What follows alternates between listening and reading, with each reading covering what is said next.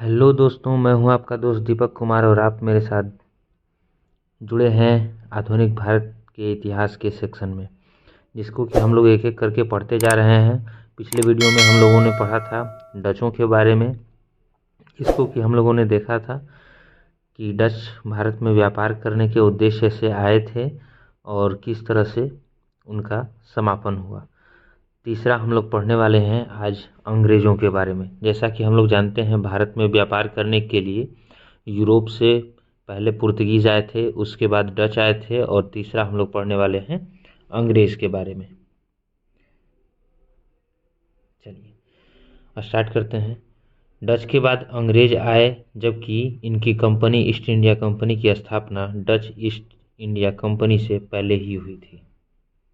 कहने का तात्पर्य ये है कि अगर आने के क्रम में देखें तो अंग्रेज डचों के बाद आए थे, परंतु अगर कंपनी की स्थापना के उद्देश्य से देखें तो अंग्रेज़ों की कंपनी जो थी डच ईस्ट इंडिया कंपनी से पहले स्थापित हुई थी। इस तरह से हम लोगों ने देखा कि कंपनी के क्रम में अंग्रेज़ों की कंपनी पहले स्थापित हुई थी। उसके बाद इंग्लैंड की जो महारानी थी एलिजाबेथ प्रथम, इन्होंने ही 31 दिसंबर 1600 ईस्वी को एक आज्ञा पत्र द्वारा ईस्ट इंडिया कंपनी को 15 वर्षों के लिए पूर्वी देशों के साथ व्यापार करने का एक अधिकार दिया था।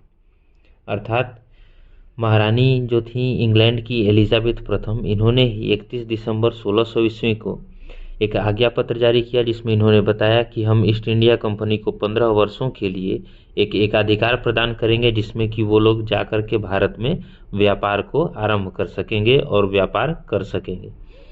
चलिए तो कुछ इतिहास जान लेते हैं हम लोग ईस्ट इंडिया कंपनी के बारे में कि ईस्ट इंडिया क्या थी और कैसे बनी। 1698 ईस्वी में 2 कंपनियों की स्थापना अंग्रेज़ों के द्वारा की गई थी। इसमें से कौन कौन था? एक तो थी जनरल सोसाइटी और दूसरा English company trading in the east के नाम से थी। तो 2 कंपनियों की स्थापना इन लोगों ने की थी 1698 ईस्वी में, और तीसरा कंपनी इन्होंने स्थापित किया था 1688 ईस्वी में। उसका नाम इन लोगों ने रखा था न्यू कंपनी। तो इस तरह से हम लोगों ने देखा कि 1698 ईस्वी में 2 कंपनी की स्थापना हुई थी, जनरल सोसाइटी और English company trading in the east के नाम से, और तीसरी कंपनी 1688 ईस्वी में न्यू कंपनी के नाम से स्थापित हुई थी।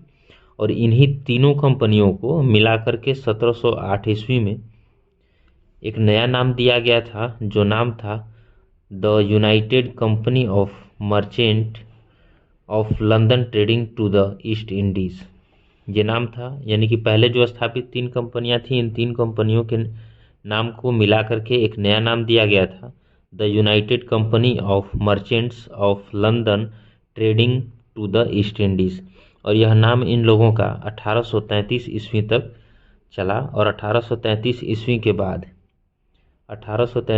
के बाद इसी नाम को इन्होंने परिवर्तित किया और इसके नाम को ईस्ट इंडिया कंपनी का नाम दे दिया, जिसको कि हम लोग जानते हैं ईस्ट इंडिया कंपनी के रूप में।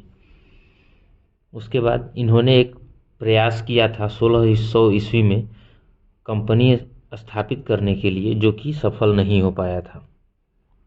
उसके बाद मुग़ल दरबार में सबसे पहले कैप्टन हॉकिंस, जो कि पहले अंग्रेज हैं, मुग़ल दरबार में आए थे और जेम्स प्रथम के राजदूत के रूप में अप्रैल 1609 ईस्वी में जहांगीर के दरबार में पहुंचे थे।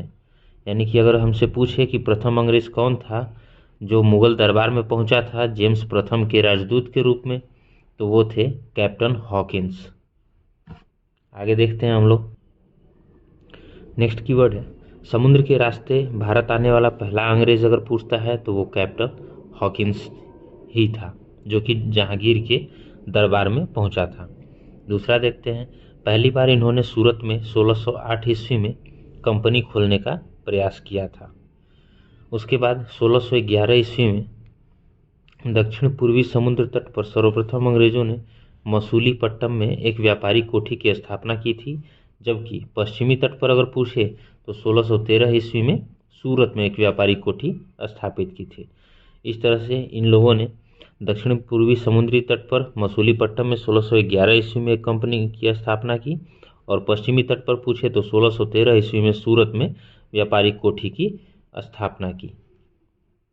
नेक्स्ट हम लोग देख लेते हैं पुर्तगालियों को इन लोगों से पहले पुर्तगाली जो यहाँ पर आए थे, इनका एक युद्ध हुआ था पुर्तगालियों के साथ और इसमें पुर्तगालियों को इन्होंने पराजित किया था। और जब इन्होंने पुर्तगालियों को पराजित किया था तो जहांगीर जो थे उस समय के मुगल सम्राट थे, ये अंग्रेज़ों से बहुत ज़्यादा प्रभावित हुए थे और खुश भी हुए थे।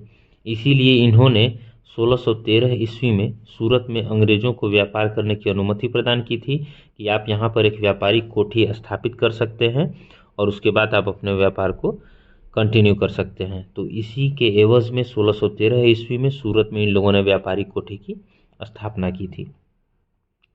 उसके बाद इन्होंने धीरे धीरे अपने व्यापार को बढ़ाने का काम जारी रखा और 1632 ईस्वी में गोलकुंडा के सुल्तान जो थे एक सुनहला फरमान जारी किया था इन्होंने, और इन्होंने सुनहले फरमान में बताया था कि 500 पैगोडा सालाना कर पर गोलकुंडा राज्य के बंदरगाह में स्वतंत्रता पूर्वक व्यापार करने की अनुमति दे दी थी।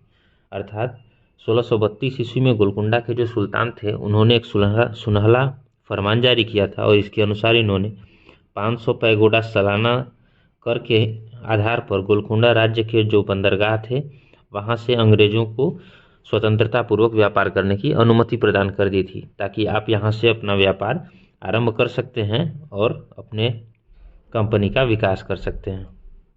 इसके बाद हम लोग देख लेते हैं कि 1661 ईस्वी में एक घटना घटी थी। 1661 ईस्वी में इंग्लैंड के जो राजा थे चार्ल्स द्वितीय, इनका विवाह करवाया गया था पुर्तगाली राजकुमारी कैथरीन ऑफ ब्रेगेंजा के साथ। और कैथरीन ऑफ ब्रेगेंजा के साथ जब इनका विवाह हुआ था तो इस अवसर पर पुर्तगालियों ने चार्ल्स द्वितीय को बम्बई दहेज में प्रदान कर दिया था।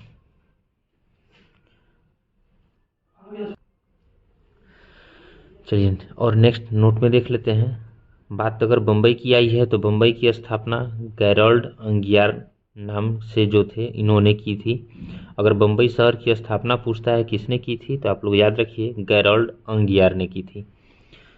नेक्स्ट हम लोग देख लेते हैं 1668 ईस्वी में चार्ल्स द्वितीय ने, जिनको कि बम्बई दहेज में उपहार में मिला था, तो इन्होंने 10 पाउंड वार्षिक किराए के आधार पर ईस्ट इंडिया कंपनी को दे दिया था, जिसको कि हम लोगों ने पहले ही देख रखा है कि 1833 ईस्वी में जब ईस्ट इंडिया कंपनी प्रभाव में आई तो इसी ईस्ट इंडिया कंपनी को 1668 ईस्वी में चार्ल्स द्वितीय ने बम्बई जो द्वीप था इसको 10 पाउंड सालाना किराए पर दे दिया था, ताकि आप यहाँ से अपना व्यापार कर सकें। फिर 1687 ईस्वी में जब इनका मुख्यालय सूरत से क्या हुआ था, बदल करके अब बम्बई हो गया था मेन मुख्यालय इन लोगों का व्यापार का। तो इस तरह से देखा हमने कि 1687 ईस्वी में सूरत की जगह बम्बई अंग्रेज़ों की मुख्य व्यापारिक कोठी बन गई थी। चलिए नेक्स्ट हम लोग देख लेते हैं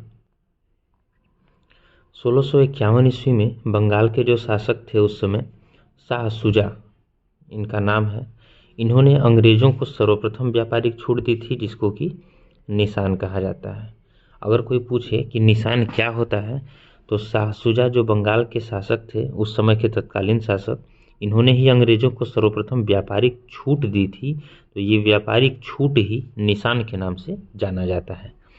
नेक्स्ट हम लोग देख लेते हैं बंगाल के सूबेदार अजीम उस शान, जो उस समय थे सूबेदार अजीम उस शान ने 1698 ईस्वी में अंग्रेज़ों को सुतानाथी, कलिकाता जो कि कालीकट है, और गोविंदपुर नामक 3 गांवों की जमींदारी 1200 रुपये में अंग्रेज़ों को प्रदान की थी।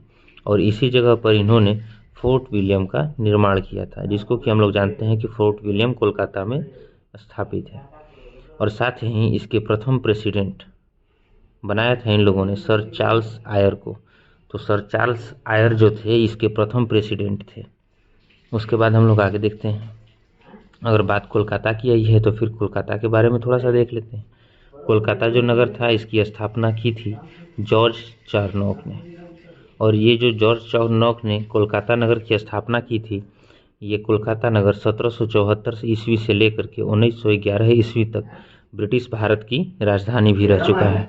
और 1911 ईस्वी के बाद राजधानी 1912 से नई दिल्ली परिवर्तित हो गई थी, जो कि वर्तमान स्थिति तक अभी भी है।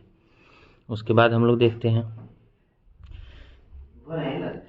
हैमिल्टन ने बादशाह फर्रुखसियर, हैमिल्टन जो थे एक अंग्रेज थे, इन्होंने बादशाह फर्रुखसियर जो थे इनकी एक दर्दनाक बीमारी छुड़ाने में सफलता प्राप्त की थी, और इसके चलते फर्रुखसियर अंग्रेजों से प्रसन्न हो गए थे और इन्होंने 1717 ईस्वी में एक शाही फरमान जारी किया था। और इस शाही फरमान में इन्होंने बताया था कि बंगाल में अंग्रेजों को मुफ्त व्यापार की अनुमति प्रदान कर दी जाए, और साथ ही साथ